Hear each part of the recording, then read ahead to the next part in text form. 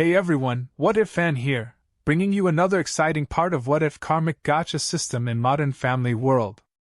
You can find the fanfic title and the original author's name on my Patreon page. Make sure to check it out and show them some love. If you enjoyed the video, don't forget to like, subscribe, and ring that notification bell so you never miss an upload. Also check out my Patreon channel for early releases of all the series, where you can find all the series released one day ahead of YouTube. Alright, let's jump into it. Chapter 436, 1 Million Part 2. General POV. As Edward appeared on the stage with his sunglasses and a leather jacket. Eddie! A young woman screamed till her voice went hoarse, her eyes rolled back, and she fainted just at the sight of the popular star. Oh God! Someone yelped and tried to catch her from falling, but she dropped to the floor anyway. Before she could get stepped on, a few robots came to her rescue. They have tires as legs, and they arrived to the scene instantly. With ambulance sirens on their heads, they put the woman onto a stretcher and brought her to the medical bay. Case number 991. The robot reported to the medical staff. The female nurse sighed and said, "He's just standing there." Yet, almost 1,000 people fainted. The nurse was afraid the concert would need to be stopped, but most of the girls who fainted recovered in the next couple of minutes, and they rushed to return to the concert. The crowds jumped in excitement. Even though Edward had made the venue with tremendous care, he still felt the vibrations on the stage. People were chanting, "Edward! New gate! Edward! New gate!" As Edward stood on the stage with a smoldering expression, the dancers began to get into positions. He lowered his aviator slightly, showing his eyes which were gazing at the fans. The entire crowd went into a frenzy. The beats continued and it slowly disappeared. The entire stadium quietened. Everyone was holding their breath and waited for Edwards to speak again. Amongst the crowd, Phil, Claire, Luke and Haley were sitting at the VIP section. Phil said gleefully, "I can't wait." Haley rolled her eyes and said, "Can't you see how out of place you are here?" Most of the people who came here is under 29 years old. Edward felt his entire world became quiet before he started singing. The first song was part of his pandemic album. The crowd went wild as they heard the first note of the song. Bones, Imagine Dragons.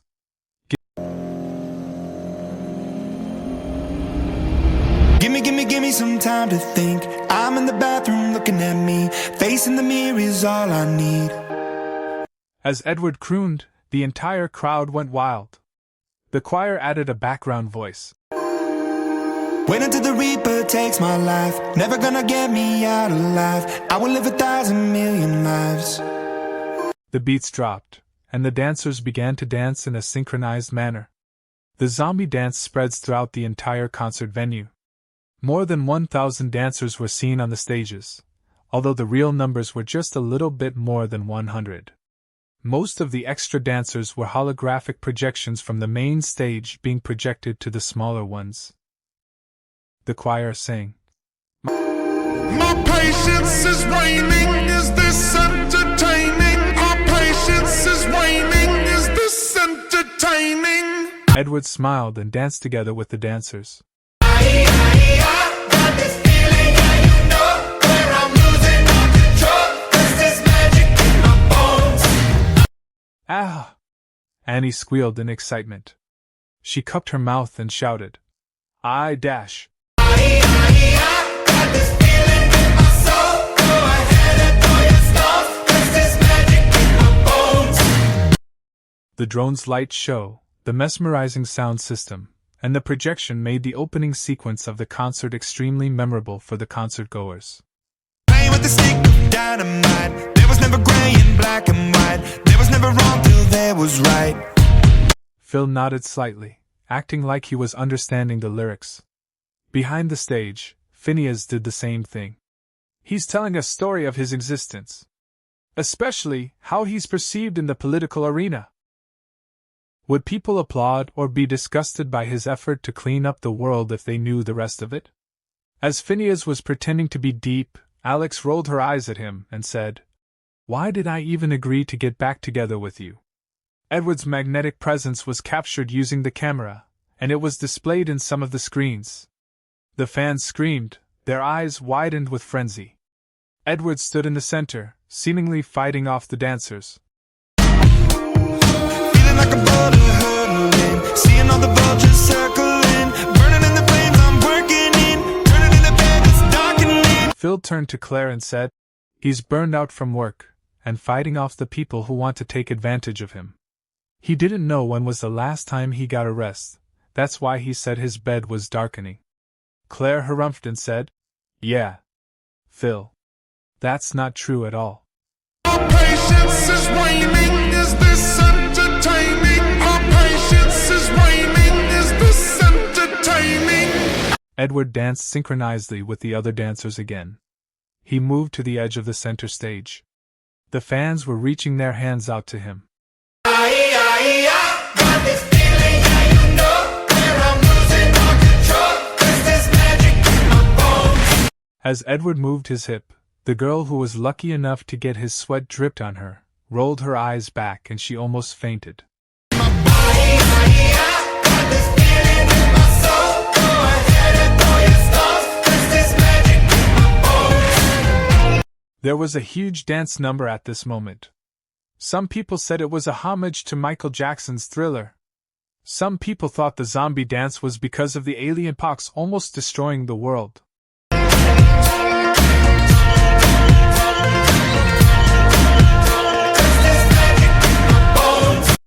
Frankie misunderstood this lyric and thought of it literally. He needs to be more careful with his big secret. She muttered with exasperation. Mirror of my mind, turning the pages of my life, walking the path so many paced a million times. Edward pointed at his head. He walked to the crowd and high-fived them. Drown out the voices in the air, leaving the ones that never cared, picking the pieces up and building to the sky. For the fans, he was talking about putting yourself back together after the pandemic almost wrecked them. For those close to Edward, they thought he was talking about his own experiences. Edward whispered, My patience is waning, is this entertaining? My The crowd went hushed with anticipation. patience is waning. He shouted. Is this entertaining? The crowd went wild once again. Some had tears on their faces. The zombie dance was broadcasted into several network TV who bought the rights to broadcast it. More than 70 million people were tuning into the TV broadcast, which made it one of the most profitable broadcast acquisitions of all time.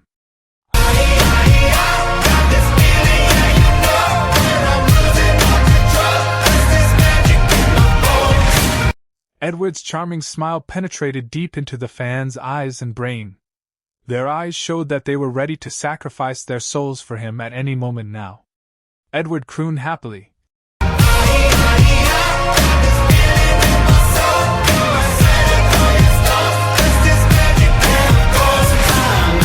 He went limp, and the dancers picked him up. As he rode the dancer's human wave, he sang.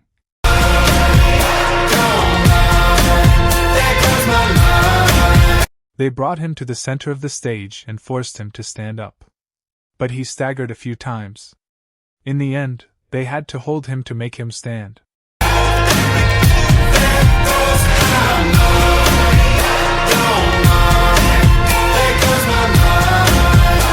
He looked straight into the camera and ended the performance abruptly. The crowd went into a thunderous applause as he finished his opening sequence. "Edward!" a girl yelled. "Marry me! You're the best!" "Eddie!" Lily teared up as she saw the performance. During the pandemic, her father lost his life. As he was a doctor, he was helping some patients when he got infected with the virus. Lily wiped her heavy tears and forced herself to smile. "Edward! I love you!" she screamed. Her parasocial relationship with Edward was the only thing that saved her. Otherwise, she would have lost her mind during the pandemic. She didn't tell anyone, but Edward even called her and offered her his condolences for her father's death. He even paid for his funeral and never claimed any credit for it. "You're really magical!" she shouted with all of her heart. "You're my savior! I love you!" As the MC took over, Edward high-fived the dancers and said, "Great job, everyone!" He went backstage, much to the fans' disappointment. The MC would be calling the new artists for the next performances. Kaya and Anna, two of Edward's early career dancers' friends, rushed towards him as he entered backstage. Kaya punched him in the arm, but then, she yelped in pain and held her throbbing right hand. "Ow, what did you eat this morning? Rock and nails? I have some sandwiches," Edward replied casually. "My grandma made them for me." Kaya blew on her hurting hand. Anna became the mediator as usual. "Edward, you'll have to excuse her. She's just mad that you never came to practice." "And then?" Kaya interjected. "You saw the dance this morning, and you pulled it off? Like, can't you even give me a stumble? Or a wrong turn? We practiced our asses off for the choreography." Anna narrowed her eyes slightly at Kaya. "What?" Kaya asked with confusion. The redhead bombshell scolded her Latina friend. "He didn't make any mistakes. That's the best outcome. Do you want our reputation to get blemished? Like we couldn't practice with the artist and performed poorly?" No, that's not what I was talking about." Kaya's eyes shook, and she turned to Edward for help. Edward smirked mischievously and added fire to the oil by saying, "I guess she wants to destroy your team's reputation before striking out on her own." "What? No!" Kaya shouted nervously, but Anna was already fuming. The Latina then got dragged away by the redhead. Edward watched them go away and whispered, "They are pretending to be mad to create an excuse for them to scissor each other." His train of thoughts was interrupted by Taylor and Selena, who approached him. "Hey Eddie, nice job," Selena said cheerfully. Taylor pouted and crossed her arms together. Yeah, nice job," she said sarcastically. Edward laughed and said, "Thank you." He got interrupted the second time when a staff member rushed towards him. "We have a problem," the staff member said heavily. "What's wrong?" Taylor asked, fully concerned. The staff explained. "The new artists are feeling too much pressure from following Edward's opening act, so they are frozen in fear and couldn't get on stage right now." "What the?" Selena was shocked. Taylor grimaced and scolded Edward. "I told you not to do that. See what you did? They said they will be fine." Edward whined. "We have 30 seconds. Someone needs to get on stage right now," the staff member said urgently. "Damn. Selena?" Edward turned to the Latina girl. "All I prepared is duet songs, with you," Selena replied hesitantly. Edward turned to Taylor with pleading eyes. Taylor rolled her eyes and said, "Fine.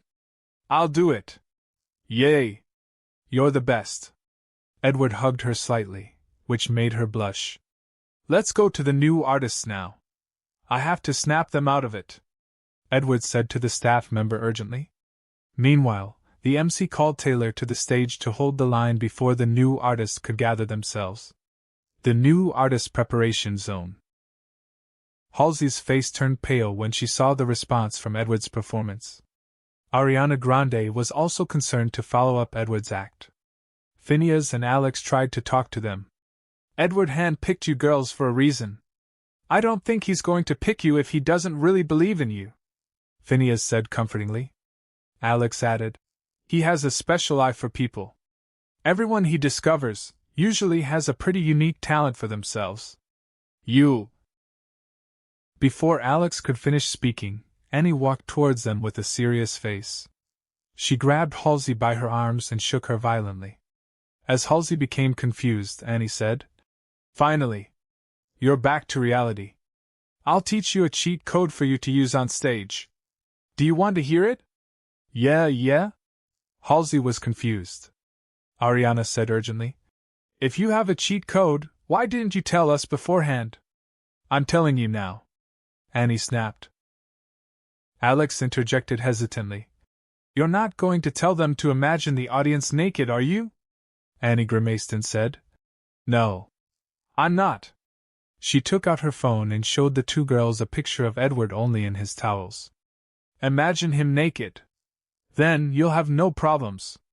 What? Phineas and Alex were shocked. Ariana giggled and blushed slightly. Can you send the picture to me? She asked politely. Halsey was stupefied that she chuckled slightly. Ah, thank you, Annie. That really loosened up all of my nerves. You're welcome. And if you slide left there, you don't have to imagine anymore. Before Annie could slide the picture, Edward called her from afar. Annie! What's the situation? Eddie. Annie's serious face turned into a love-struck teenager immediately. And nothing, I'm just giving them some advice. She brushed her hair behind her ear and giggled. Edward smiled at her and patted her head. Good girl, he said charmingly. Annie lost all strength in her arms and almost fainted on the spot. But Ariana managed to hold her straight. Edward turned to Ariana and Halsey. Are you all right? He asked with concern. The girls' hearts skipped a beat as they saw his worried expression. We're fine. Ariana stammered nervously. Edward smiled disarmingly and said, Don't worry. You'll do fine on stage. Taylor's taking the heat for now. I'm sorry for setting you girls up like this. I didn't think too much of it. No. Don't apologize. It was a wonderful opportunity. We're the ones too afraid to grab it. Halsey said seriously. Alex saw the interactions and her jaw dropped. Alex's commentary. Wow. He played them like a fiddle. She commented as she crossed her legs. By acting guilty like that. Wait, he might truly feel guilty, which made it more terrifying. She smirked slightly and said, Now, the girls will feel bad about disappointing him, and they will do their best to make up for it. Alex paused and said seriously, I have to say, Edward has the making of a cult leader. Hopefully it will never come to that, but if he wants to, he definitely could. Commentary ends. As Taylor went on stage, the audience cheered again. They greeted her with the same excitement they gave Edward. She smirked and turned backstage. As she saw Edward, he laughed as he saw the meaning behind her gaze. It was as if she was telling him, See? They love me as much as you. Taylor sang a few songs from her past albums. Love Story and You Belong With Me. She invited Ariana and Halsey on stage to sing together with her, and let the crowd warm up to them before leaving them alone. It wasn't her time to sing yet. You did great. Edward complimented her as she got backstage. He handed her a towel, but she pushed her face towards him instead. Edward sighed and helped her wipe out the sweat on her forehead. He did it gently, which made the staff pause their steps to look at them. Hey, what are you doing? Taylor flinched as she heard the familiar voice coming from behind her. No, nothing. She stammered and grabbed the towel from Edward's hand. Then, she walked away hurriedly. Barbara stood there with a cotton candy in her hand. Edward, you want some?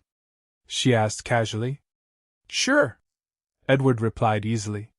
Taylor narrowed her eyes on Edward and Barbara from afar. Hey, Selena. Why are they being so casual? What do you mean? Selena asked with confusion. No, like... They didn't really talk about their relationship.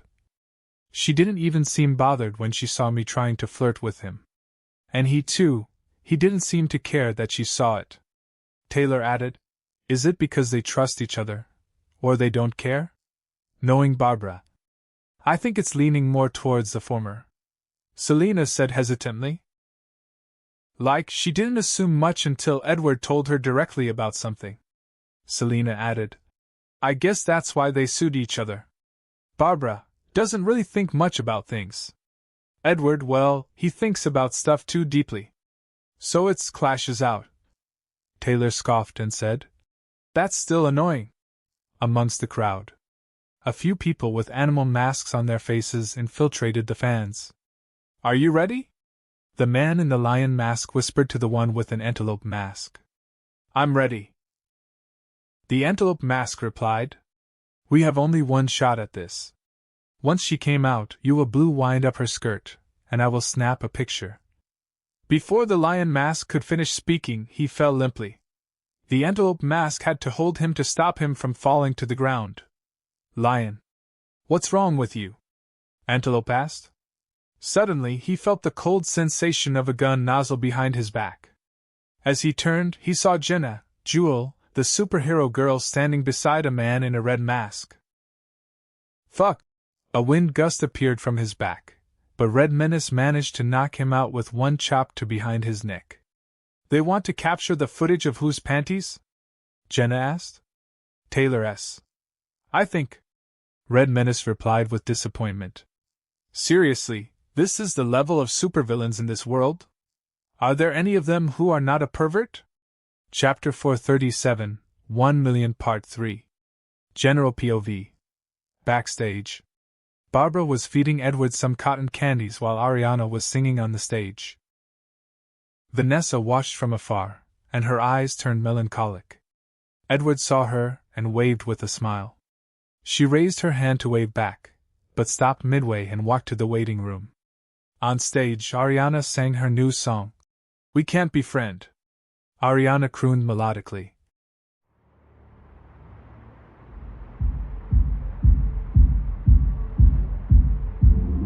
I didn't think you'd understand me. How could you ever even try?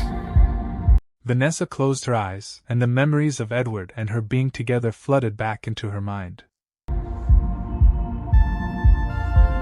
I don't wanna tiptoe, but I don't wanna hide. But I don't wanna feed this monstrous fire. Just wanna let this story die, and I'll be alright. The audience were mesmerized when they heard Ariana sing. Phil muttered, No wonder Edward handpicked her. What is it, Eddie? Barbara asked as Edward was looking at the waiting room direction. We can't be friends, but I'd like to just pretend. Edward's eyes turned a bit melancholic. You cling to your papers and pens. Wait until you like me again. If I wasn't a monster, would I have been able to? Wait for your love, my love. I'll wait for your love. Edward snapped out of it and said, Nothing. Why don't we go enjoy the concert together? In the crowd? Barbara inhaled in excitement. Let's go! It would take some time for Edward to return to the stage. He decided to enjoy the concert before that. Eminem walked up the stage, and he sang with Dr. Dre. The audience went crazy with the lineup today. Coldplay, Eminem, Dr. Dre.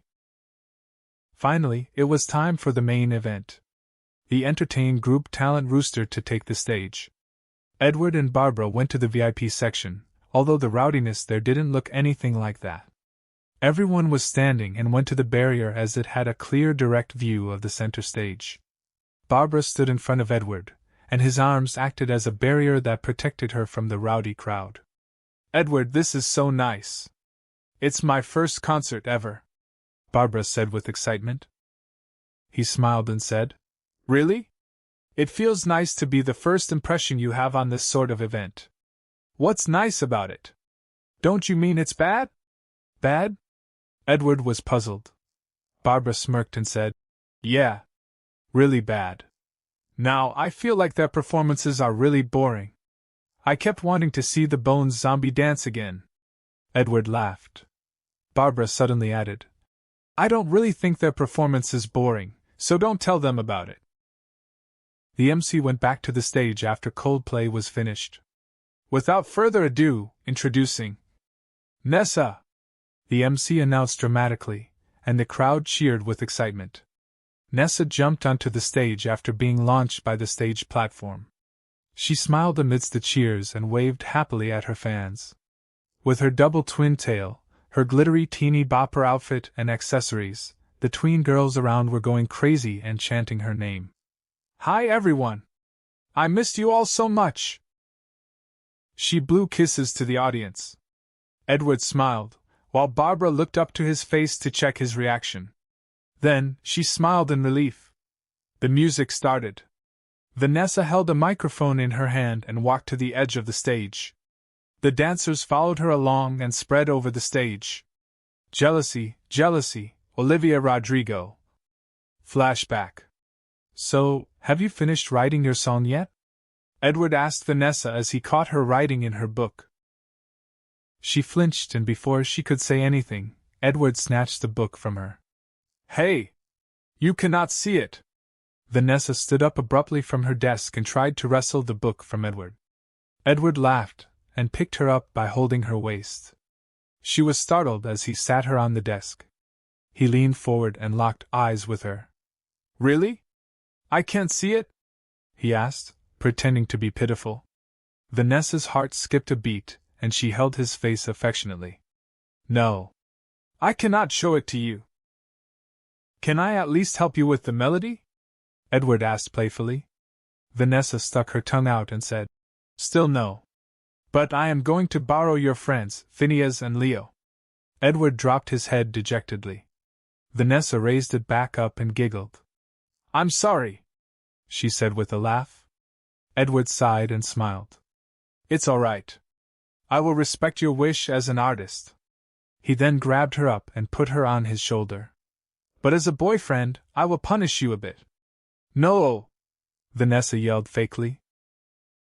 Oh no! I'm going to need a knight in shining armor to help me. To save you from the villain? Edward asked with a bit of confusion. No, he's just going to help me move into the villain's castle. Vanessa quipped, which made Edward laugh. Flashback ended. Seeing Edward with his new girlfriend, Vanessa tried to be okay with it. But I'm not okay with it at all. Vanessa grabbed her microphone and crooned.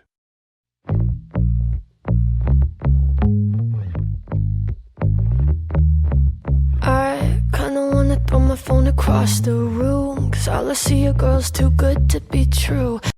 The fans were mouthing the lyrics as she had released the song after the pandemic.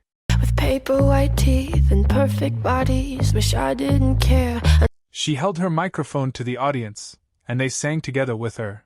I know that beauty's not my like, She smiled in satisfaction and sang again.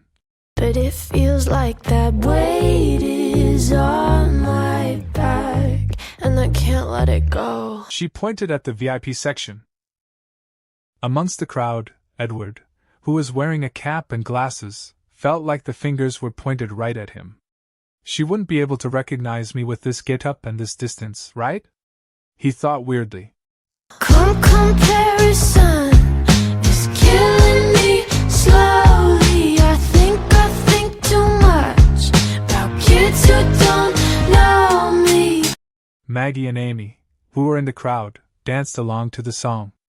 The song felt really relatable to them despite being pretty girls themselves.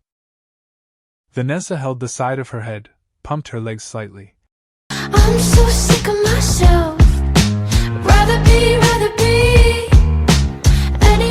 anyone else. But jealousy. She walked backward hurriedly, and the dancers were trying to catch her. Started following me. They grabbed her and picked her up. She laid down in their arms. The camera recorded her from the top, which showed she was actually relaxed. Started following me. She sang with a voice that seemed to tug at people's heartstrings. While Vanessa was singing Red Menace, Edward's duplicate in disguise followed two cloaked people who had snuck backstage. Instead of going for the celebrities like the others, they went to the electrical section. I can feel it. The strong energy here. A man with a zebra mask held his hand up, electricity flickering between his fingers. Cool. I wonder what's going to happen when they have no power. I fucking hate Newgate. The man in the monkey man said viciously with a husky voice. As they found the cable for the stage, Red Menace appeared behind them. A little pissed, Edward grabbed their heads and slammed them against each other. Bam. Both of them fall down unconscious. Sorry, but interfering with is crossing the line, Edward said robotically. Behind him, Jenna was puzzled. RM. You're Nessa's fan? Edward turned around and said casually, a little bit. He put handcuffs on them and dragged them out. On stage, after finishing the song, the music immediately changed amidst the fans' thunderous cheers. Vanessa held her microphone and said, "For the first time, I will be unveiling my new song on stage. I hope all of you will like it." The fans screamed out in support.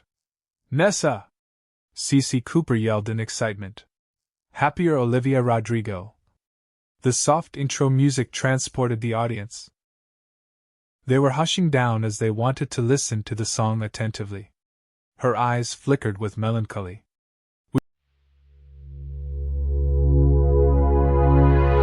We broke up a month ago. Your friends are mine, you know. I know you've moved on, found someone new. Maggie was slightly surprised by the lyrics.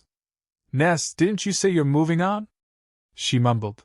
One more girl who brings out the better in you. Barbara fed Edward some candies as they watched the performance together. And I thought my heart was detached from all the sunlight of our past. But she's so sweet, she's so pretty. Does she mean you forgot about me? The melancholic lyric was deemed as romantic to some, and they started to cry. I hope you're happy, but not like how you were with me. I'm selfish, I know, can't let you go. So find someone great, but don't find no one better. I hope you're happy, but don't be happier. The sincere confession made Edward look at Vanessa with a conflicted expression. Barbara suddenly nudged him. As he turned, he saw she was a little angry. "She's talking about me, right?" Barbara asked. Ness walked to the side of the stage, and the crowd's eyes followed her with every step. She walked through the platform connecting the smaller stage and the biggest, center stage. The crowd screamed in excitement as they saw she was approaching them. And do you tell her she's the most beautiful girl you've ever seen? An eternal love bullshit, you know you'll never mean. Edward felt pricked when he heard that. Remember when I believed you meant it when you said it first to me? Vanessa smiled in satisfaction as she knew the lyric would bother her ex. Her expression turned softer. Now I'm picking her apart, like cutting her down to make you miss my wretched heart. But she's beautiful, she looks kind, she probably gives you butterflies. Barbara nodded in satisfaction. Edward chuckled wearily and hugged her close. I hope you're happy, but not like how you were with me. She's selfish. Barbara was interjected by the song. I'm selfish, I know, I can't let you go. So find someone great, but don't find no one better. Oh. Barbara turned to Edward and said, "I don't know how to react now." I hope you're happy. I wish you all the best, really. The audience sang together with her. "Wait, is she talking about Edward?" Lily widened her eyes in shock. "Remember his song, Love Like You?" her friend whispered. Lily furrowed her eyebrows and muttered, "Edward's love life is a bit messy, don't you think?" Vanessa crooned.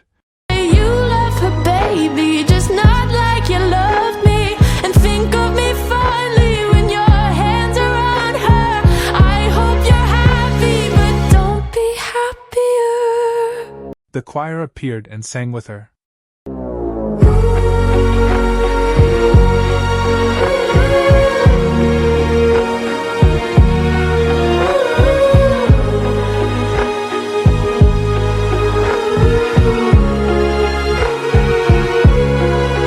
The choir stopped.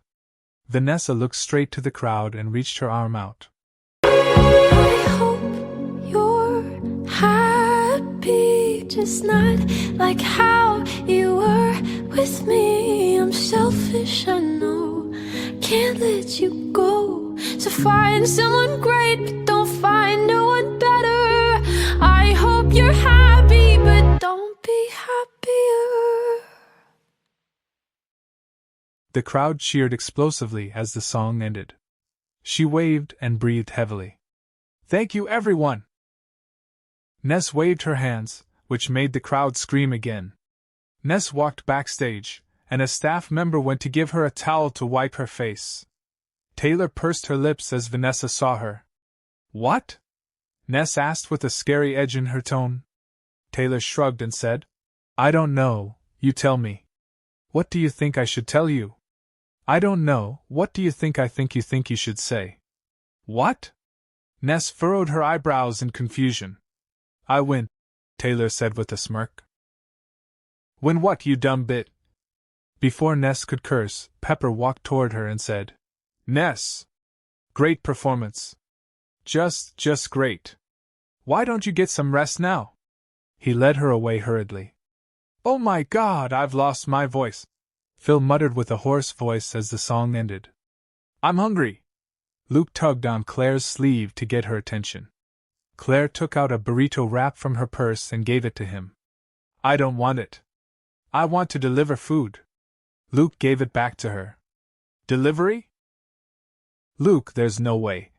Before Claire could say anything, a small drone flew toward them. Then, it used its claw hand to pick up the paper bag from its body and handed it to Haley. Haley smiled and showed her phone to Claire. "I've already ordered it." "Mom, are you sure you worked with Eddie's company?" Claire felt pricked when Haley narrowed her eyes at her. Phil giggled and said, "Haley, you know your mom is always bad with technology." Haley took out a lozenge from the paper bag and gave it to Phil. She had food, water, and some snacks in there.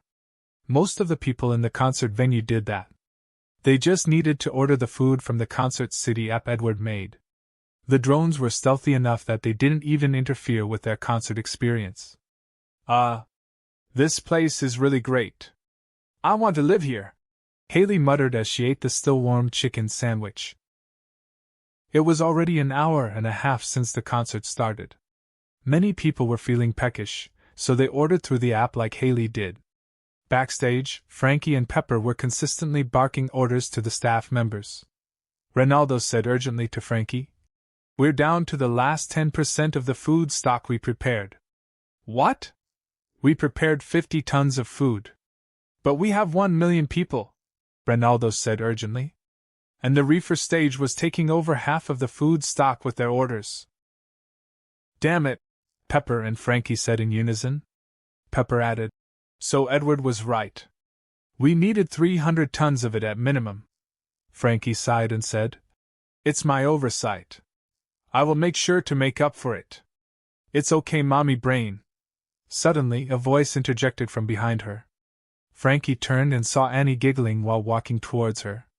"I just got a text from Edward. The rest of the food is here now. So we don't have to worry about the concert-goers going wild from hunger," Annie said casually, her eyes glittering with admiration. Edward had opened a portal from Cuba and his farm, taking in some meats, flowers, and ready-made food from various businesses around the world. He put them on his apps, so the concert-goers could just order what they wanted, and he would go pick it up. If they wanted a whole turkey, they could get that too. There's 2 more days.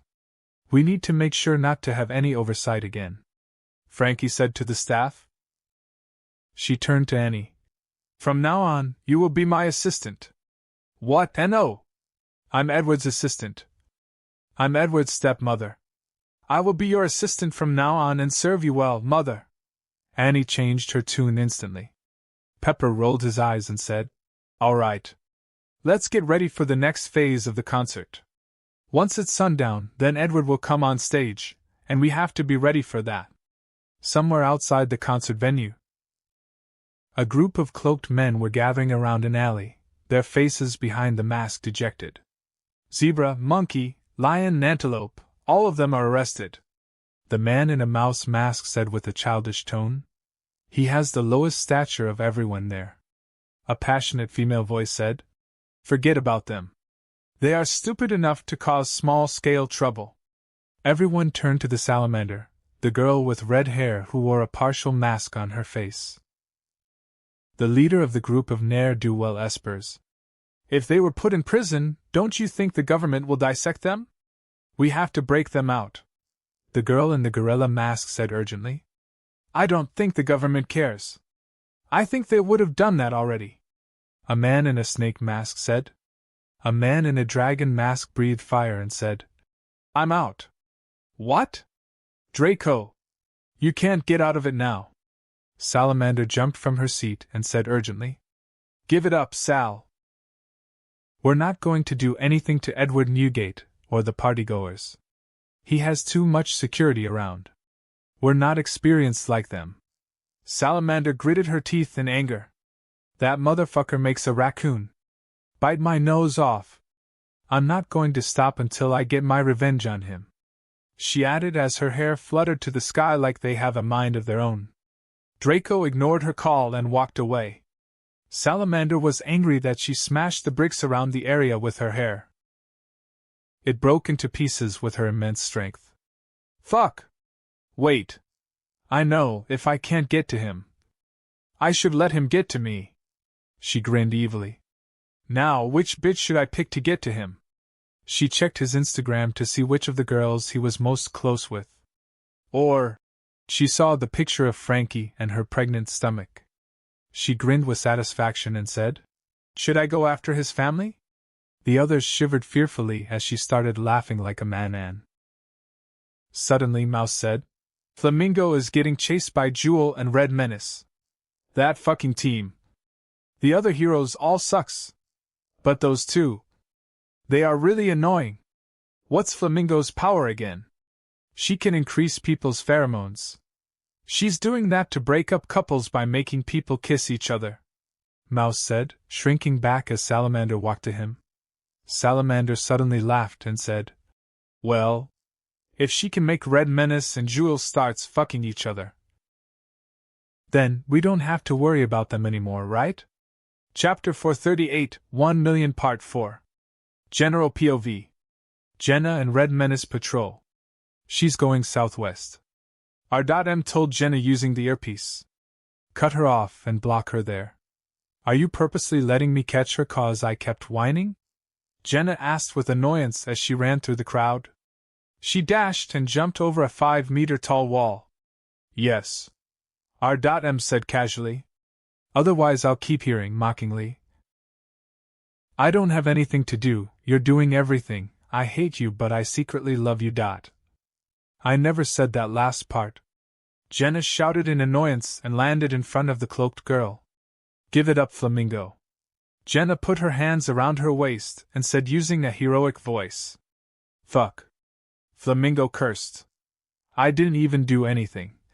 She prepared her power while pretending in front of Jewel, the pink wig and pink spandex superhero. Jenna pointed her finger at Flamingo and said, You broke several couples already. I wanted to hire you initially as I'd like to use your service, but you have to go to the detention center now. I can't let you ruin Edward Newgate's concert. She scoffed and said, That fucking pretender? He's a fuckboy, do you know that? All he cares about is putting his dick into some pussy. He didn't care about them. Huh? Jenna was taken aback. Wait, did you sleep with him? She asked carefully, trying to peek under her mask. Nope. But I don't have to do it to know what kind of person he is. Flamingo suddenly threw a pink ball to Jenna's face. Distracted by her earlier words, Jenna couldn't dodge and it hit her right on the face. However, nothing happened to her. Jenna was worried and she touched her face frantically to check if there's any damage. Huh? What was that? Jenna asked in confusion.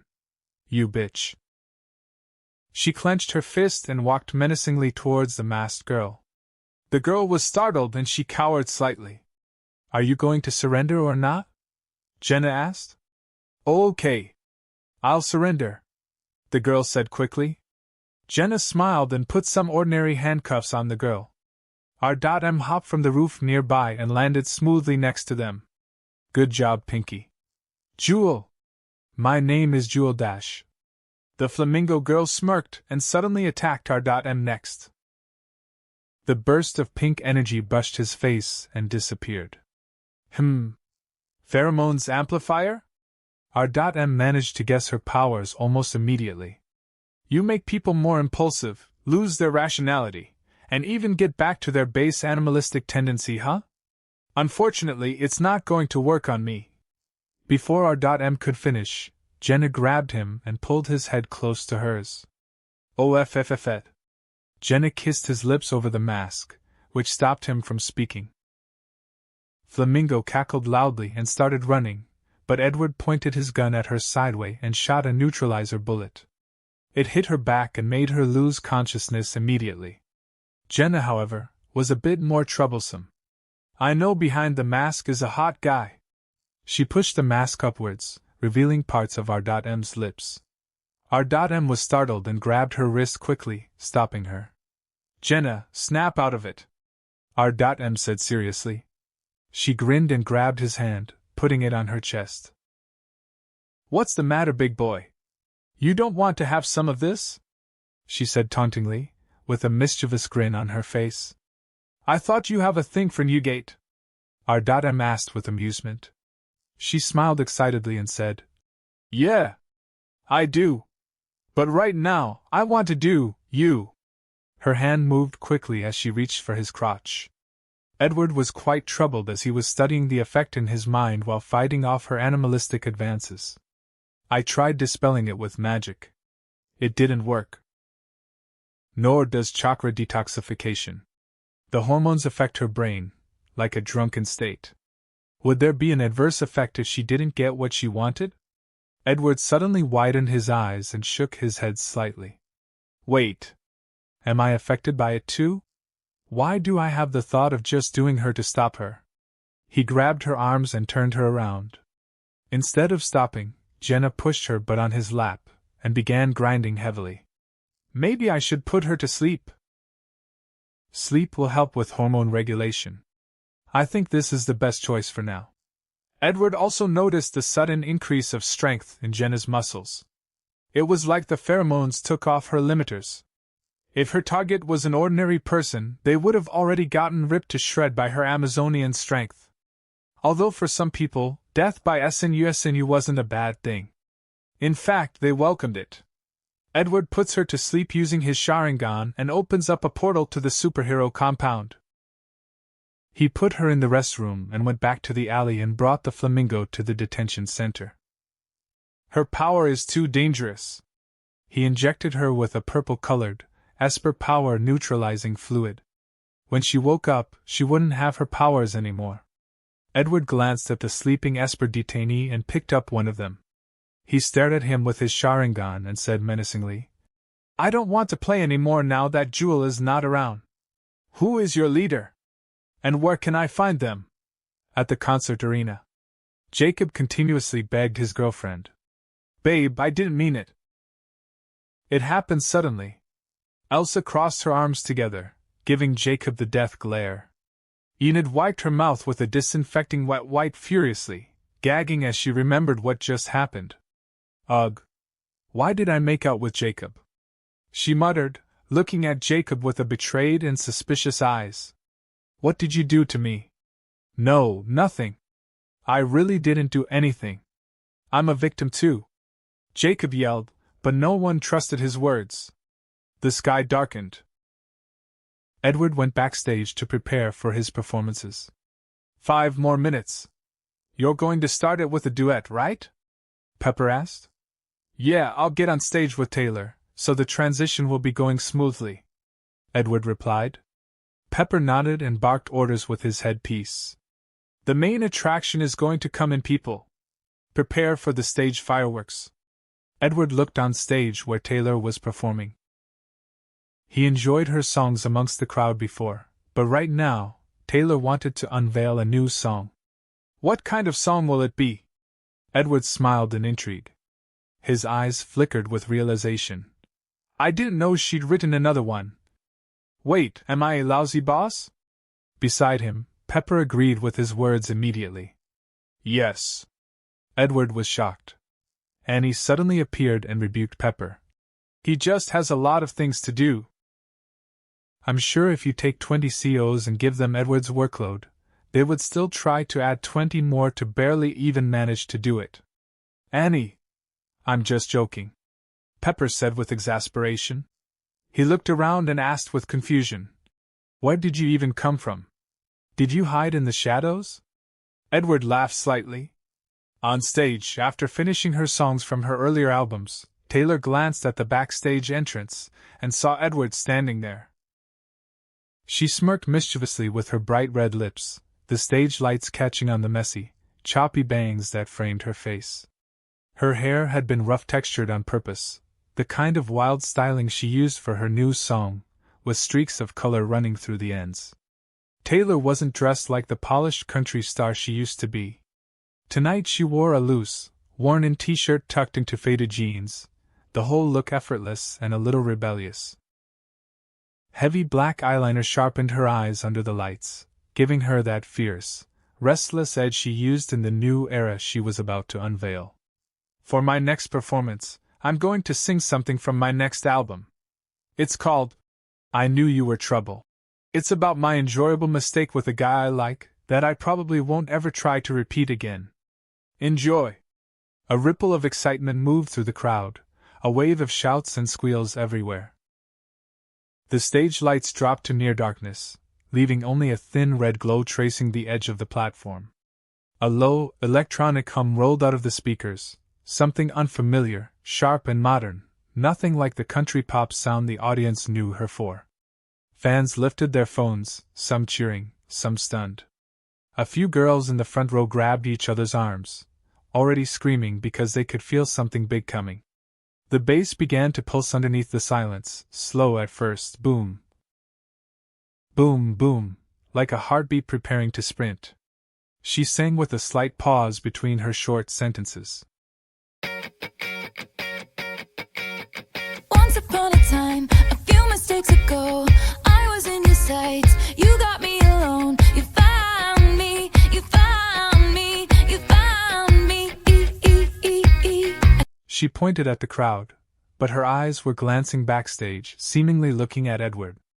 Edward just smiled in amusement, which irked her greatly. Guess you didn't care, and I guess I like that. And when I felt hard, you took a step back. Without me, without me, without me.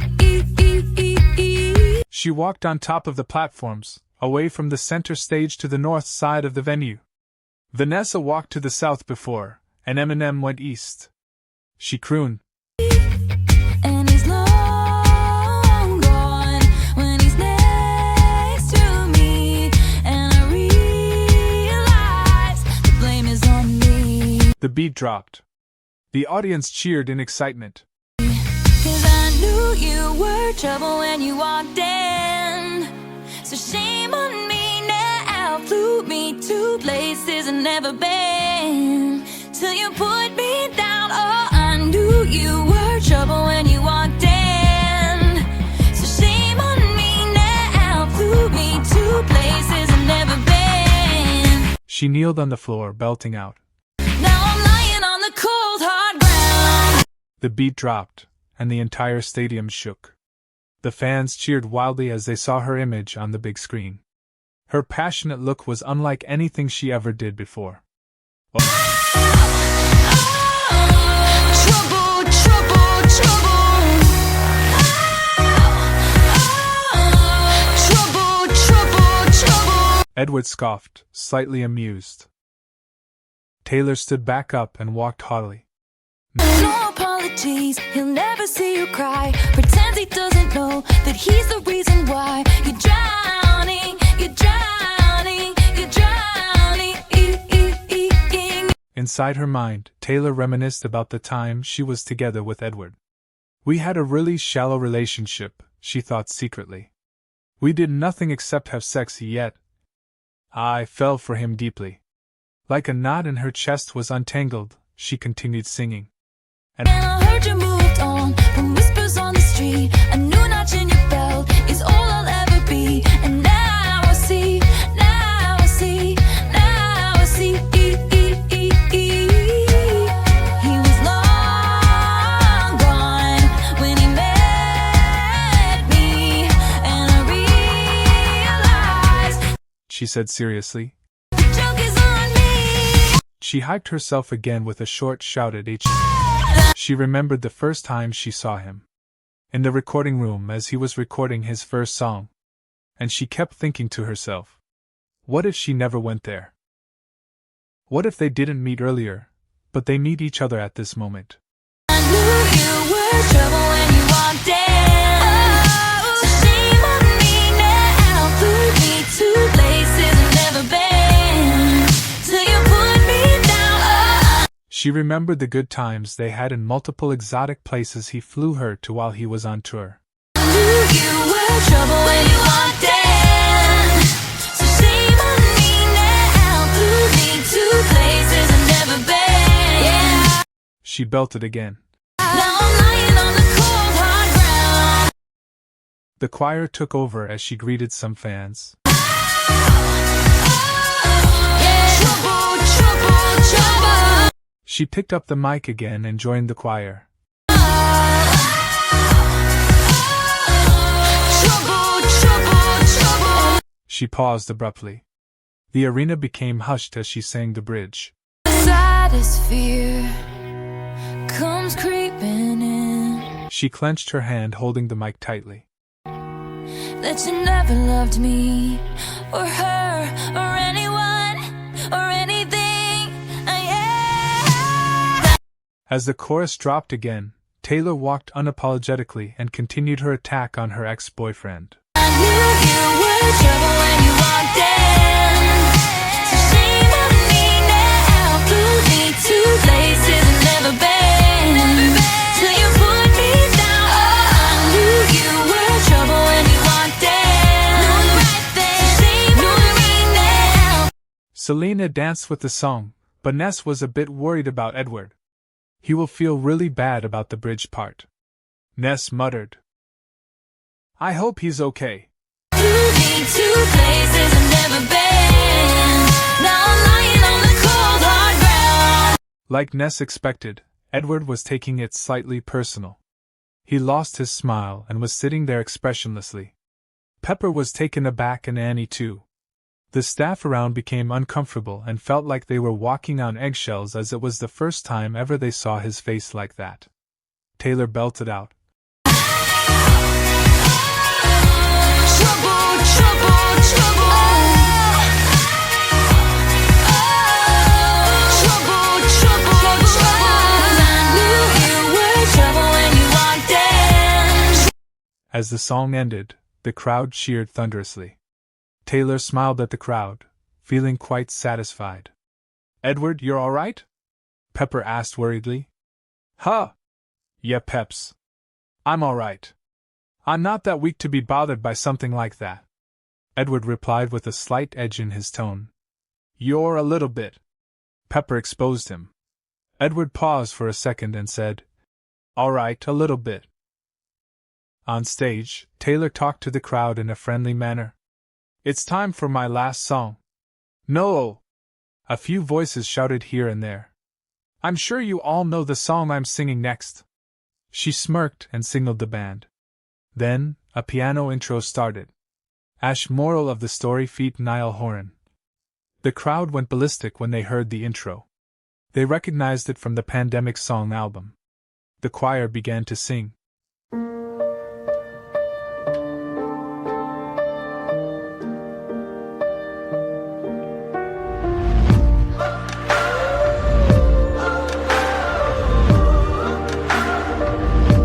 Taylor picked up her microphone again after taking a short rest and sang. So I never really knew you. God, I really tried to. Blindsided, addicted. She walked to the center stage again and sat on the chair there. Thought we could really do this, but really I was foolish. Hindsight, it's obvious. Lily, the fan club president, squealed in excitement. He's going to come out soon! Boy, you really don't care about Taylor, huh? Her friend asked. Not since she just attacked my idol, Lily said viciously. She's our enemy from now on. Unaware of the fandom war she just started, Taylor continued. Talking with my lawyer, she said, where'd you find this guy? I said, young people fall in love with the wrong people sometimes. She sang the chorus. Some mistakes get made, that's alright, that's okay. You can think that you're in love when you're really just in pain. Some mistakes get made, that's alright, that's okay. In the end it's better for me, that's the moral of the story, babe. As the choir sang the hook, Edward walked onto the stage in simple clothing. A tank top and brown khaki. He slicked his hair back and held the microphone with a smile.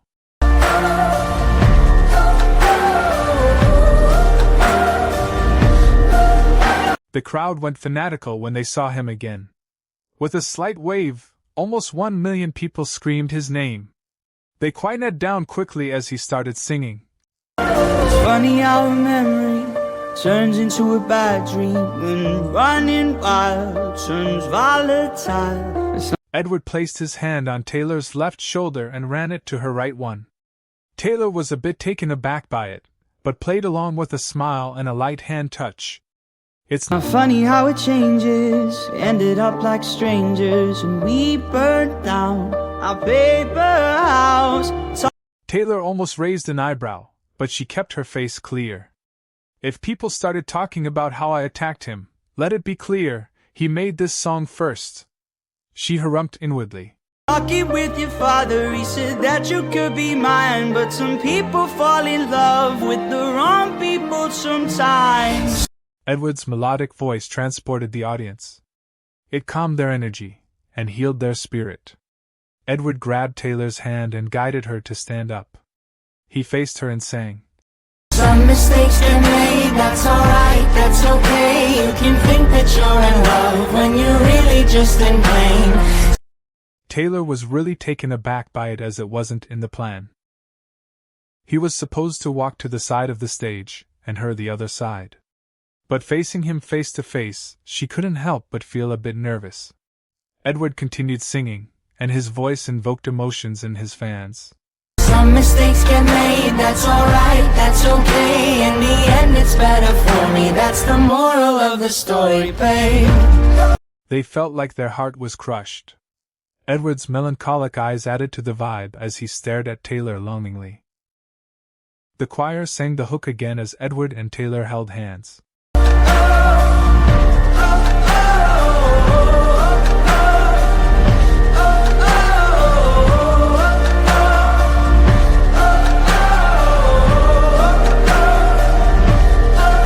Alex muttered. What the hell is he doing? Phineas sighed and said. He's improvising maybe. Taylor and Edward looked into each other's eyes as they harmonized during the bridge part.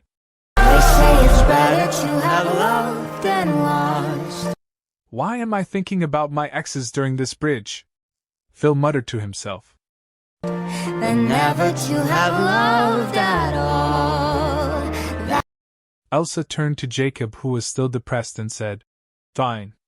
I'll forgive you, for now. Jacob brightened up and hugged her tightly, picking her up from the ground. I could be a load of shit. Edward made a playful face. Taylor was a bit pissed as she felt he was saying that to her previous song. But I just need to tell you all. Taylor let go of Edward's hand and moved to the side of the stage. She kept looking at him and sang the chorus again. Some mistakes get made, that's alright, that's okay. You can think that you're in love when you're really just engaged. Edward went to the other side and sang the rest of the chorus. Some mistakes get made, that's alright, that's okay. In the end it's better for me, that's the moral of the story. They harmonized again. Some mistakes get made, that's alright, that's okay. You can think that you're in love when you're really just in pain. Taylor added some improvisational vocalization to the ending. She belted out some notes, and Edward kept harmonizing with her. Mistakes get made, that's alright, that's okay. In the end, it's better for me. That's the moral of the story, babe. A ball of fire suddenly went up the night sky. Boom! A huge firework grabbed everyone's attention. Taylor belted out. The choir took over as they both enjoyed the firework.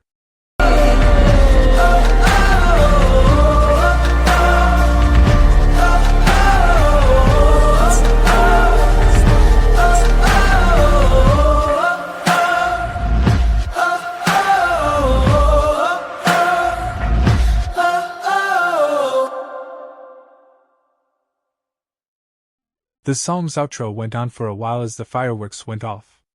Edward and Taylor stared at each other, not taking their eyes off one another as the lights of the fireworks reflected on their bodies. Chapter 439, 1 Million Part 5. General POV. As Edward got on stage again, the concert excitement was at its peak. But the people were a bit quieter, since most of them already have a sore throat from all the screaming. The energy was palpable. The sounds, a little restrained. After finishing the duet, Taylor gazed at Edward, trying to study his emotions. However, what she saw in his eyes was only excitement. She turned around and walked away. She thought, clearly, he doesn't care. Give a big hand to Taylor. Wait, she's gone. Edward wanted to say a few words with her on stage, but as he turned, she had already moved backstage. I was distracted by the fireworks. I didn't even see her leave. Edward chuckled, which made the audience laugh too. Did you miss me? Edward asked, which made the crowd, especially the girls, shout loudly. We miss you, Eddie. I was enjoying the concert with you guys. I went to all of the stages and took pictures. I'll share them on my Instagram account, he said casually. Everyone was surprised when Edward said that. No one saw him, and there were a million of them inside the venue. There's a lot more in store for the concert. I'll be singing with my band member. The crowd cheered again. Then a duet, Edward added, which made the crowd go wild. Finally, some ballads to take us home, he said casually. By the time he distracted the crowds, Billy, Phineas, and Alex had taken their places on stage. Alex as the bassist, Phineas as the pianist, Billy as the drummer, and Edward as the lead guitarist. The spotlight shined on them, which made the crowd murmured in excitement. The stadium became hushed as Edward prepared to sing. The spotlight moved forward and flipped to the sky. The stage lit up, and Phineas started the song with his synthesizer. The song is called 505. Enjoy, Edward muttered with a calm demeanor. Edward crooned with a mesmerizing voice. The crowd immediately became absorbed by the song, even though it was their first time hearing it. Arctic Monkey, 505.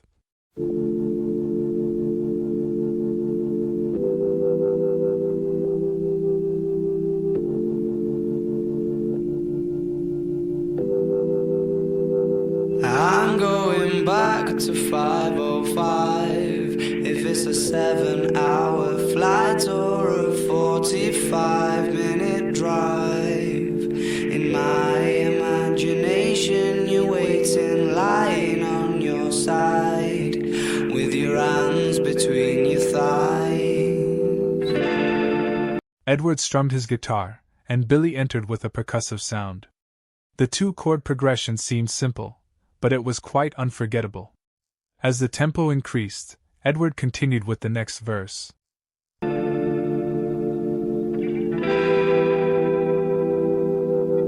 Stop and wait a sec. He pointed to the crowd. When you look at me like that, my darling, what did you expect? Edward's charming looks melted the audience. Like a bubble slightly deflated, their eyes turned wide and they slumped their shoulders. Most of them felt as if they were the only ones there, and Edward was performing just for them. I'd probably still adore you with your hands around my neck, he chuckled and added, or I did last time I checked. Is he talking about us? Taylor muttered with disbelief. That bitch. He's fighting back, isn't he? The fans waved his banners back and forth. Edward didn't miss a beat as he strummed the guitar. Alex's face was quite serious, which looked cool, but she was actually incredibly nervous inside. She felt like puking from the pressure.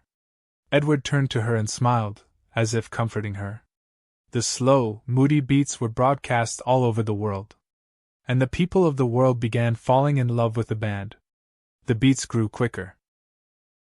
Edward's soul voice was activated, and everyone began thinking about their own breakups.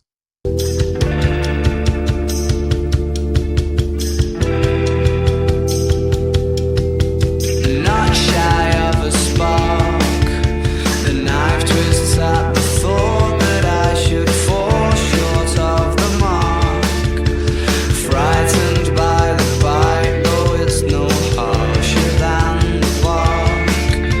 The middle of adventure is such a perfect place to start. He strummed his guitar again. As he sang the chorus, some of the audience could already mouth the lyrics. I'm going back to 505. If it's a 7-hour flight or a 45-minute drive, in my imagination you're waiting, lying on your side, with your hands between your thighs. Taylor and Ness both bit their lips. Taylor has a dissatisfaction on her face, while Ness has longing. The 505. Is that the hotel room number? Taylor's eyes flickered. The song was at its peak. As Edward crooned, people had goosebumps on their skins.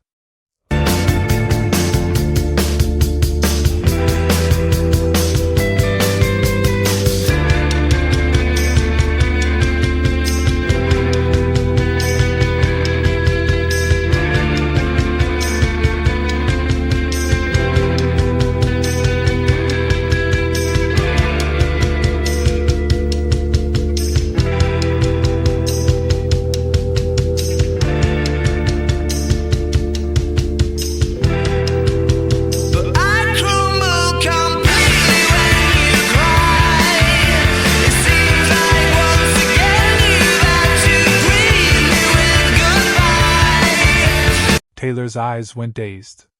She was convinced the song was for her. As they kept getting back together and breaking up over and over again.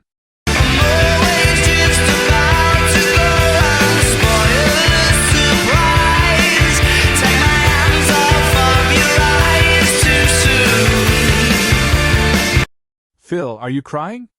Claire asked Phil with disbelief. With a choked-up voice, he replied unconvincingly. No.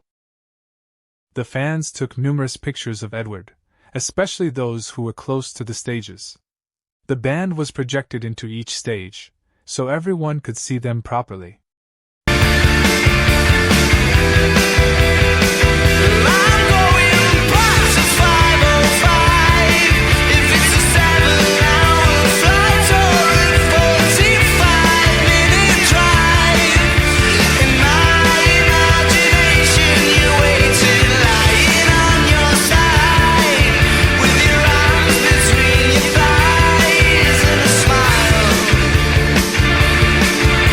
Edward left the microphone and went to play the outro with his friends.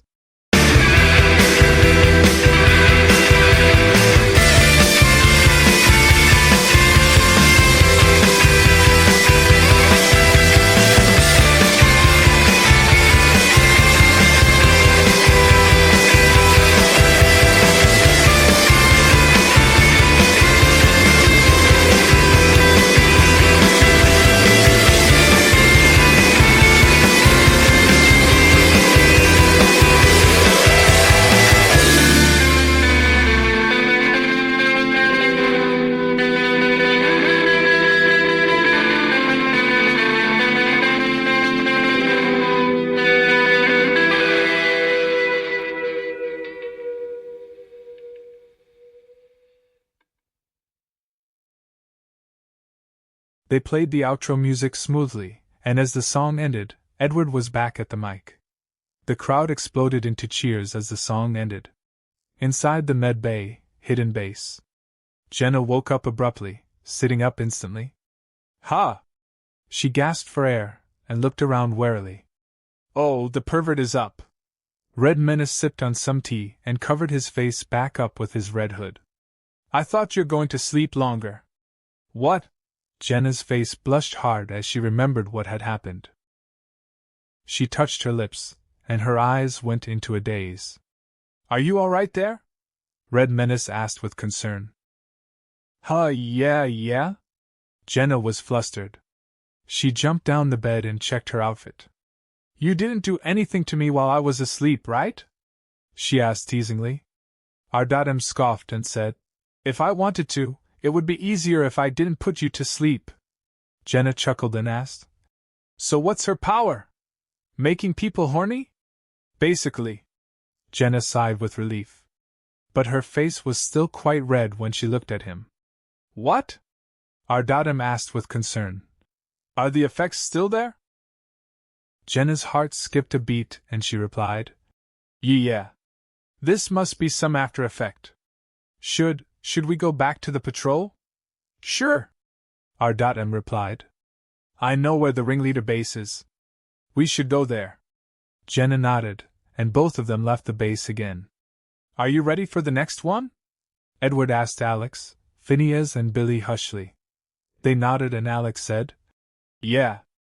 The sooner we end this, the better. Phineas rolled his eyes at her and said, At least try to enjoy it. Sounds like you guys are arguing about having sex. Edward teased, which made Alex angry at him. Billy, this will look really awesome on your track to become a star. Edward turned to Billy and complimented her. He turned back to the crowd and walked to the stage. Thank you, everyone. Now for the next song, also a band original. It's called Do I Want to Know? Arctic Monkey, Do I Want to Know? He started the next song quickly for maximum enjoyment. Alex gulped her saliva as for this song, she needed to sing too, providing background vocals. All three of them would sing, not just her. Billy hits the drums and provides obsessive percussive beats. Edward strummed the guitar and joined in. Phil muttered, I'm really loving this new vibe. The band is so awesome. Then he shouted, Go Alex! I'm so proud of you! Hush, Phil! I'm filming, Claire said as she was filming the show with her mobile phone. Haley grumbled and said, Mom, you shouldn't do that. And also, we know Edward. We can just get the footage from him. There's no need to record it with your camera phone. Oh, all right. Claire was embarrassed and put the phone back into her pocket. Edward crooned, and the audience became mesmerized again. Have you got color in your cheeks? Do you ever get that feel that you can't shift, the type that sticks around like summits in your teeth? What's he talking about? Luke was confused. What's a summit? It's flies, right? Like those very small fruit flies? Phil answered, but he too was confused. Edward continued singing. Are there some aces up your sleeve? Lily, the fan club president, felt like her ears were blessed whenever Edward stretched his vocals. Have you no idea that you're in deep? I dreamt about you nearly every night this week. Barbara furrowed her eyebrows. What's this song about? She muttered. I feel like I should hate it. How many secrets can you keep? Edward put his finger on his lips slightly, and it made the girls swoon. 'Cause there's this tune I found that makes me think of you somehow, and I play it on repeat until I fall asleep, spilling drinks on my settee. What's a settee? Luke asked. He was confused yet again. I don't know. Phil replied with a nervous expression. It was a couch. The other bandmates sang the background vocals. Do I wanna know? Billy, Alex, and Phineas turned to each other with satisfaction as they didn't butcher the timing. If this feeling flows both ways, Edward smiled at them before turning his head to the crowd again. sorta hoping that you'd stay. We both know that the nights were mainly made for saying things that you can't say tomorrow day. The beat dropped, and the crowd went wild. Barbara, Wella, Selena, Ness, Haley, Taylor, all thought back to the time they stayed with Edward in the mansion during the pandemic. Their secret life, and they felt like Edward was referencing that in the song. Crawling back to you. Never thought I'd call and run. You like you, 'cause I always do. Maybe I'm too busy being lost to fall for somebody new. Now I thought it through. Crawling back to you. It's really about us, Haley muttered with shock. She looked at Edward intently, inhaling deeply. So have you got the goods? He sang tauntingly. Been wondering if your heart's still open, and if so, I wanna know what time it should. His tone changed to be more affectionate. Simmer down and poker up. I'm sorry to interrupt, it's just I'm constantly on the cusp. I've tried and to kiss you. Then, it became longing. I don't know if you feel the same as I do. And a slight hope. But we could be together if you wanted to. The others sang again as the chorus arrived.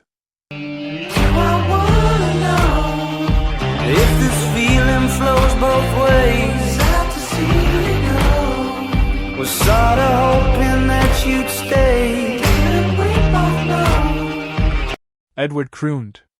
that the nights were mainly made for saying things that you can't say tomorrow day. Crawling back to you. Never thought I'd call and when you better feel. He let go of his guitar and picked up the microphone from the stand. The background guitarist helped him with the song. I always do. Maybe I'm too busy being lost to fall for somebody new. Now I thought it through. Crawling back to you. Edward and his band members smiled at each other. The satisfaction they felt was through the roof. If this feeling flows both ways, we're sort of hoping that you stay. We both know that the nights were mainly made for saying things that you can't say tomorrow day. One last time. Come on, Edward muttered to his friends. Do I wanna know? Too busy being lost to fall. Billy smiled, sweat beading on her forehead.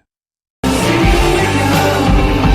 thought of calling down? Phineas was excited, thinking he looked cool. Do you want me crawling back to you?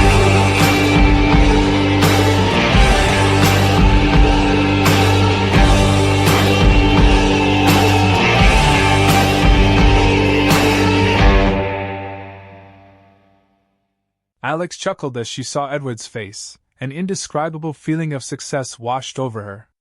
The crowd went wild as the song finished. With only 2 songs, the band had now become world famous. Alex, Phineas, and Billy went backstage as they had finished their session. Edward was still on the stage, preparing for the next performance. Alex suddenly hugged Phineas and went limp. "Hey, what's wrong?" Phineas asked urgently. "My legs feel so weak." Alex replied with a shaky voice. "That's 1 million people you know." Wait. Billy widened her eyes as the realization just hit her. Then, she calmly sat cross-legged on the floor. What are you doing? Phineas asked her seriously. I'm just preparing to wake up from my dream, Billy said with a deadpan voice. This is not a dream. Phineas snapped at her. Come on, let's watch the next performance. He made Alex stand on her own. No. I think I need to lay down, Alex said hintingly. Finn, do you want to lay down with me in the waiting room? What? No. I want to watch the next performance, he whined. Alex pouted. I guess I'll just have to let go of all my pent-up energy and emotions alone then. Just go away. Phineas waved her off teasingly. Billy looked at him like he was stupid. He didn't realize Alex was feeling turned on and wanted to do something with him until the concert was over. On stage, Edward was singing his hit songs that people love. Grenade, 7 Years, Enemy, and much, much more. He has over 100 songs. He could sing the entire concert himself without any guest singers. After almost an hour, Edward sat down on a bench and drank some water. He was drenched in sweat from the performance. Although he could go on for hours, he still wanted to get some rest to talk with the audience. The broadcast is over, so I can relax a bit, he said jokingly. The fans laughed and relaxed slightly. As he wiped his face with a towel, some fans screamed out, Throw it! The towel? Edward was taken aback. Sure! He rolled it and threw it up high in the air. The roll was opened, and the towel gently floated down to the audience. Then, a skirmish happened. People were ripping out the towel into pieces. Oh my God! Barbara was taken aback by the scene. How crazy are his fans? She muttered. Her pupils shook slightly. She gulped her saliva and muttered, They won't try to attack me, will they? I want to talk with some of you. The drones will hand 5 random people the microphone. If the drone didn't come to you, then don't try to pry it away from the lucky ones. They have built-in cameras, so I can see what's happening, Edward said.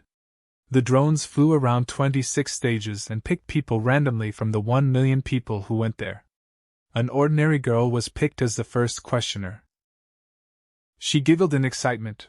Her face was displayed on the big screen. The first thing she did was show her shirt. It was a custom-made cat shirt. Oh my God, is that Vader? Edward was curious. She held the microphone and said, Yes. I made this. Do you like it? Yeah. I do. I love it. What's your name? He asked with a charming smile. The other girls around the area glared murderously at the lucky girl. Rebecca, she replied with a snort. Everyone laughed as they thought it was funny. Nice to meet you, Rebecca. Do you have anything to ask? Or just to say something? Yes. I have plenty, Rebecca said urgently. Everyone laughed again, seeing her change of expression. Edward chuckled and leaned slightly on the chair. His face and her face appeared on the big screen, side by side as if they were having a conversation from close by. Rebecca's friend squealed and began taking pictures of it. My question is, are you single right now? She asked childishly. Edward knew he would get in trouble if he answered it directly. But he did it anyway. I have a girlfriend, fortunately, he replied. A conflicted wave of sad awe and melting awe enveloped the entire venue. Fortunately? So you love her? Rebecca asked again. We just started dating a couple days ago. I like her, is that an answer? He replied with a laugh. Rebecca giggled and asked again. What kind of girl is your type? That's 3 questions. So I'll answer it, and we will move on to the next one, all right? Edward said calmly, and Rebecca nodded with reluctance. Edward chuckled and thought about it. The kind of girl I like? That's a complicated question. I guess, girls I like spending time with. The crowd melted again. Chapter 440, 1 Million Part 6. General POV. A second person was picked from the crowd. The teenage boy looked quite bashful when he received the microphone. He wore braces and had freckles on his face. "Hi, Edward," he greeted with a deep voice. "Hi, what's your name?" Edward asked. "Gregory," he replied. "That's a cool shirt too, Gregory," Edward teased. He was bashful when everyone laughed. He was wearing a t-shirt with "I love Nessa" on it, and it has Hudgens' face too. I have a question." He gathered his bravery and asked. "Why? Why did you—" "Calm down and breathe." Edward helped him as he was struggling. He laughed self-deprecatingly and finally asked his question. "What kind of car do you like?" "Well, the company car stock will rise if I reply, so I'm not going to." He chuckled teasingly. "Next question. How big are your—" Everyone widened their eyes and held their breath as their mind finished the sentence themselves. "House," Gregory finished, and everyone sighed in relief. "How big is my house?" Edward teased. "I thought you would ask something else. I was scared there." Everyone laughed as they understood him. Gregory asked another question after that. It wasn't really an important question. Next up was a gorgeous blonde girl. She wore tight clothes with deep cleavage, and she had red eyeliner around her eyes. "Hi, Eddie," she greeted with a blush. "I'm Kennedy." "You're really beautiful, Kennedy," Edward flirted, which made the entire crowd exclaim in bewilderment and excitement. The girl's face turned red and she covered her face with her hand. You're really beautiful too," she said, which made the entire crowd laugh. Edward chuckled and played along. "I know, right?" which made the crowd cackle again. My question is," she began asking her question. "Why did you and Taylor break up?" Everyone exclaimed with disbelief. But they wanted to hear about it too. "I'm going to keep that private. How about you, Kennedy? Are you dating someone?" "No. I'm single," she replied hurriedly. The man who stood beside her threw his hand in the air in disbelief. Edward laughed and said, "Are you sure? The one beside you is looking really mad now." "We're just friends," she said quickly. "We're not dating." Her words stabbed deep into the heart of the guy next to her. Edward laughed and said to the drone, "Can you pass the mic to him for a second? I want to hear it from him." The drone gave the man a microphone, and all three of them were displayed on the big screen now. "Hi, how are you? What's your name?" "Clark," he replied. "I thought we were on a date." "A concert date." "No, we weren't," Kennedy grimaced. "You never asked me out on a date." "Ever." He was flabbergasted and said, "Why do you think I brought you here in my van?" "'Cause we're friends and we both have tickets?" she replied. Edward enjoyed the argument and added, "Well, that's the problem, folks. If you want to invite someone on a date, make sure they know it's a date. Or else you'll end up like Clark." "Right," Kennedy replied. Clark grimaced, face full of disappointment. Edward laughed and said, "Kennedy, if Clark actually asked you out, would you've said yes?" She hesitated for a while before saying, "I might." Clark brightened up and muttered, "Oh, I still got a shot with you. Good for you, Clark." Edward jeered, which made the crowd laugh. "I feel like I'm in a stand-up crowd work now," Edward said cheekily. As Edward was having his Q&A session, in an alley somewhere, Red Menace and Jenna stopped a person with a dragon mask. "There's no place to go, Drago," R.M. said robotically. "It's time to give up." Jenna added, "Flamingo had told us everything. Every member of your group. The details of your plans." The two of them surrounded the man from front and back. Drago sighed. He raised his hands up and said, "I have already left the group. And I haven't done anything." "But you're going to." Jenna wanted to bring him in, but Red Menace casually said, "Right then. Since you have left the group, we'll go away." "Way out?"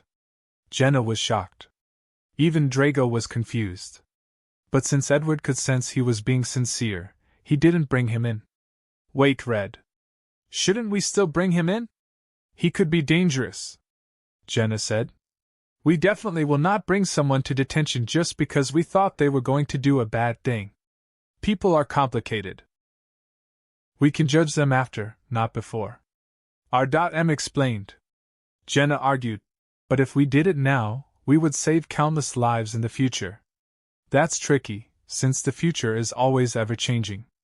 What if by taking him in now, we destroyed the path of him using his power for good, because we turned him spiteful for judging him on things he hasn't done? Jenna puffed her cheeks and said, but he is part of their group. He left. And we are supposed to believe him? Drago suddenly raised his hands up and said, Can I interrupt here? 'Cause this seems like the beginning of the Civil War comics. You know, the one where Carol Danvers fought Tony Stark. Hey! I just read that. R.M. said gleefully. Besides, it's not a war if we're just two people. Maybe a scuffle or a fight, but not a war. He added. Oh, it's war all right. Jenna grimaced and rushed towards Drago. But the guy disappeared, and Jenna dashed right into R.M.'s embrace. R.M. laughed and said, Wow, you're still having those side effects? What? Jenna pulled herself away hurriedly, her face bright pink. No. I just tripped. Where did that guy go? He's a projection from the beginning. He was never here. R.M. said with a cheeky tone. Also, you want to fight me? Can it? She snapped, face full of embarrassment. We should go now. Or else we won't find the salamander. We're too late anyway. R.M. said suddenly. Huh? Why did you say that? Jenna asked with confusion. She's at the concert. R.M. replied casually. And she found her target.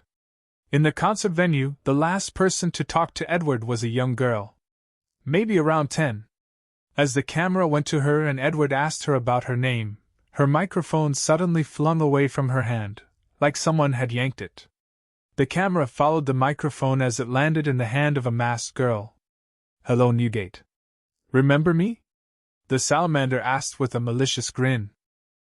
Behind the stage, Pepper stared at the big screen with disbelief. What's going on? He asked. Why is there a masked bitch on camera? How did the microphone fly?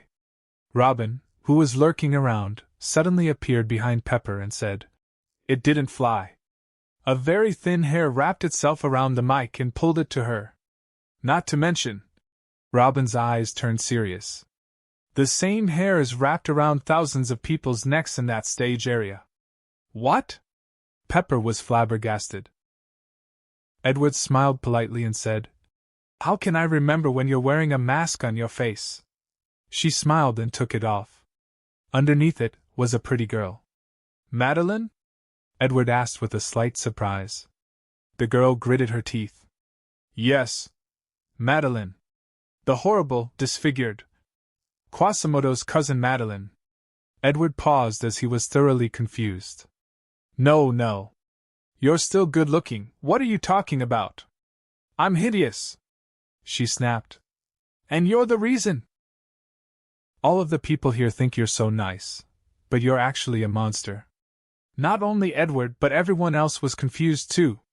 Edward could figure out what happened. Maybe after her nose was bitten by the raccoon, she had to undergo school bullying and it messed with her mind. Although her face had healed up nicely, she still thought she was hideous. Admit it. You're a horrible person. Madeline threatened. Or I will snap the neck of your friend. You don't want that, do you? Friend? Edward was confused. Suddenly, a girl with colorful streaks on her hair was pulled to Madeline using her hair. Edward's face turned serious, and he got a bit pissed off. Enid? He said with a powerful pressure emanating around him. He saw his unconscious friend in Madeline's grasp, and she held Enid's neck menacingly while showing Enid's face to Edward. Yeah. I got her when she's going to the bathroom. Madeline laughed maniacally. If you want to save her, Edward, you'll have to do something for me. What do you want? Edward asked seriously. The fans around the area distanced themselves from Madeline. Some realized their neck was tied up, and screamed in fear. A panic washed over the entire arena instantly. Madeline smirked in satisfaction and said, "If you want her back safe and sound, you need to cut off your nose." Everyone gasped in shock. Like hell he would! His fans shouted some were prepared to sacrifice themselves to kill the bitch rather than let Edward cut off his nose. Edward snorted slightly. Madeline was taken aback and snapped, "What's so amusing?" "It's really amusing. I mean, what part did I play in getting your nose bit off?" he asked casually as he sat back on his chair. Madeline gritted her teeth and replied, "You ordered the raccoon to bite my nose. I saw you pointing towards me." "Ordered? Really?" Edward's tone was sarcastic. Madeline said, "Yes. Ordered. I thought it was all an accident until—" She paused, eyes full of hatred. "I saw the video of you hurting animals with your violin," Lily muttered with a deadpan voice. "The bitch is crazy, isn't she? You threw the baby raccoons into the house." "I showed the mama raccoon who did it. I never ordered her to do anything," Edward said with a laugh. "You dare to laugh? Don't you care about your friend?" Madeline asked with anger. "No. I do care," Edward said simply. "And I have created a perfect distraction too. Enough time for my people to get to your position." She sneered. "Even if they did, I can snap her neck within seconds." Suddenly, she lost all control on her hair. Enid plopped down, and Wu Jin caught her in his arms. All of the other hairs in the hostage's neck were released. Another scruffy man in black shirt and gray scarf stared at Madeline with red eyes. What did you do to me?" she squealed, feeling powerless as her hair turned into normal hair. She held them pathetically, looking at Edward with fearful eyes. Edward smiled and said, "Well, meet Eraserhead. He can cancel out people's powers with his eyes. So, just give up." "Fuck!" Madeline turned and tried to run, but the fans around her had blocked her path. "Give up now. And go to the detention center," Edward said with disinterest. "Wu Jin, bring Enid here. Everyone.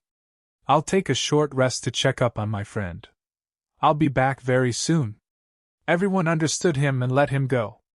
Madeline was caught by Eraserhead, which was basically one of Edward's duplicates.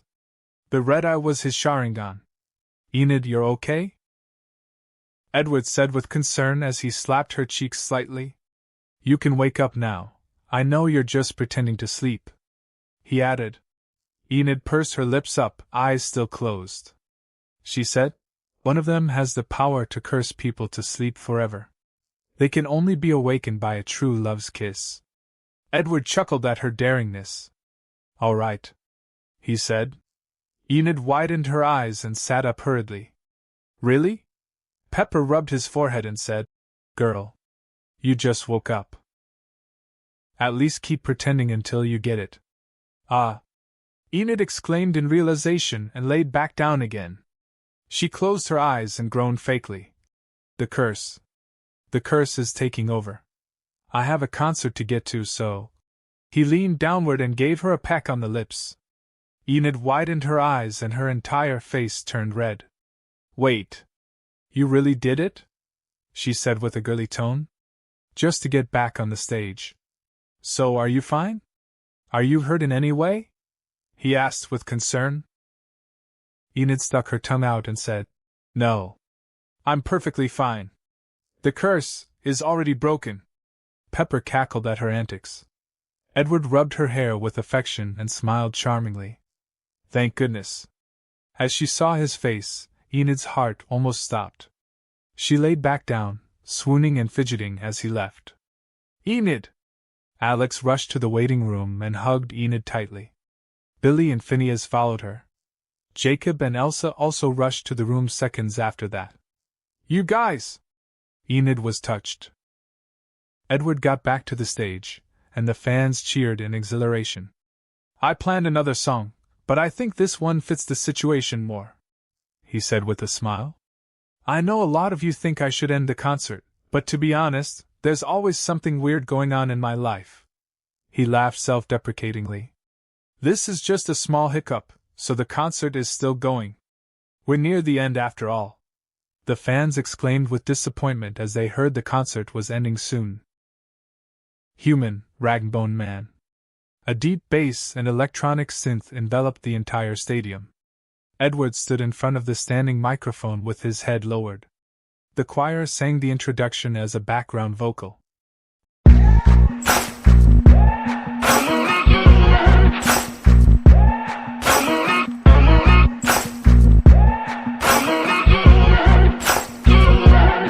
Edward sang with a deep, soulful voice.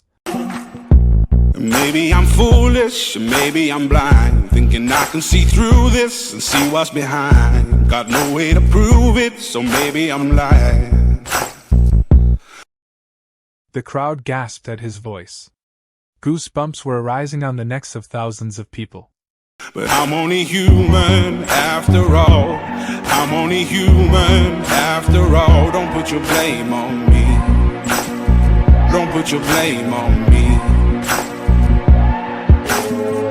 Alex nodded along as she agreed with the lyrics. Take a look in the mirror, what do you see? Madeline screamed in frustration as she was detained in the lockup, and her ability was stripped away from her. Do you see it clearer, or are you deceived? Edward helped her see clearer. He put a mirror in front of her, and she immediately pulled her head to the side to avoid looking at it. Then, he grabbed her chin roughly and made her look at the mirror. In what you believe. Madeline's eyes shook. She didn't recognize the girl in the mirror. The reflection was a beautiful girl, and she thought she was ugly. Edward had used his Sharingan to make her bypass her trauma and saw her true self. On stage, he crooned, "'Cause I'm only human after all." Madeline's eyes were filled with tears. "This is me?" she muttered with a shaky voice.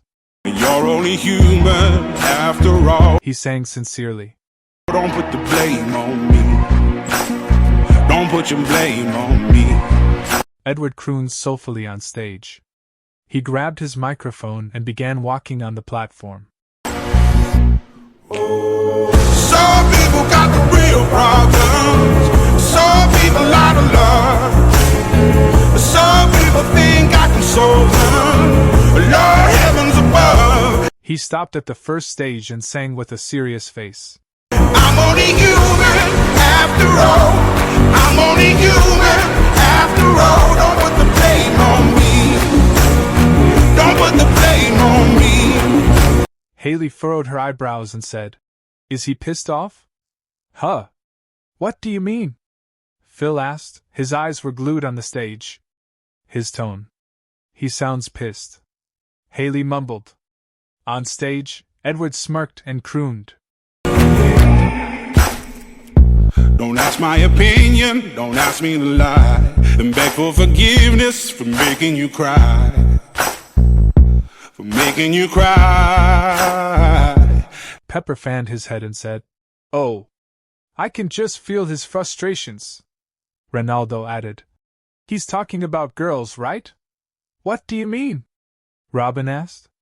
Ronaldo explained, "I mean, girls will ask if she's fat, so we answered they don't believe it either way and cried. Then, the man has to apologize." Pepper nodded in agreement with him. "I don't think he's talking about that." Robin sighed. "'Cause I'm only human after all. I'm only human after all. Don't put your blame on me. Don't put the blame on me." Edward crooned with a soulful voice again. The crowd went wild at the sound of his voice. Some of them even rolled their eyes back and lost their consciousness. Oh, some people got the real problems. Some people out of love. Some people think I can solve them. Lord heavens above. "Sing it with me," he said to the fans. Everyone sang together. I'm only human after all. I'm only human after all. Don't put the blame on me. Don't put the blame on me. Edward smiled in satisfaction. I'm only human, I made mistakes. I'm only human, it's all it takes to put the blame on me. Don't put the blame on me. Edward crooned soulfully at the bridge. The entire crowd held their breath. I'm no prophet or Messiah. You should go looking somewhere higher.